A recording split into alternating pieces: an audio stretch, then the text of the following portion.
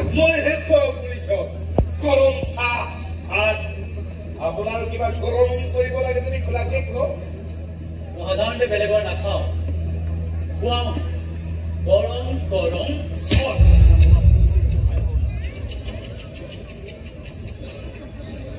এই চহৰটো বেলেগকে পাবি পুলিচ মই কাৰ ল'ৰা জানা নাই আৰু কাম দেৱৰ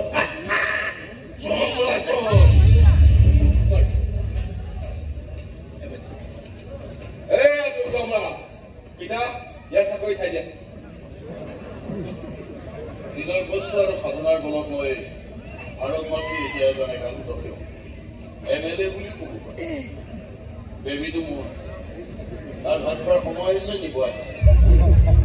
বেবী আপুনি আপোনাৰ বেবীৰ ভাত খোৱাৰ টেনশ্যন ল'ব নালাগিছে মোটামুটি 3 বছৰমান ভাত খোৱাৰ দায়িত্ব মোৰ বুলিছে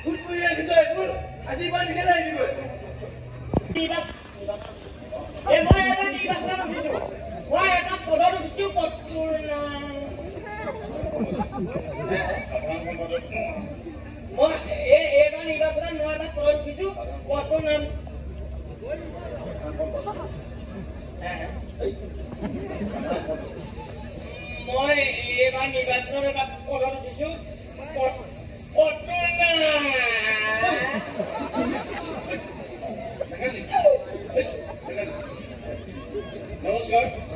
মোৰ আচলতে মঞ্চত উঠাৰ অধিকাৰ নাই যদি উঠি আহিলে আপোনালোকে মোক ক্ষমা কৰিব ই আচলতে ল'ৰাটো খুব ভাল শান্ত ভদ্ৰ অমায়িক কিন্তু ই বৰ আৱেগিক কিন্তু ইয়াৰ কাম কৰিবলৈ বৰ মন মই যদিও কলেজীয়া জীৱন কেতিয়াবা এৰিলো তথাপিতো ৰাজনৈতিকভাৱে জড়িতভাৱে এই কলেজখনৰ ওপৰত সদায় চকু ৰাখি আহিছো ইমান বছৰে দেখি আহিছো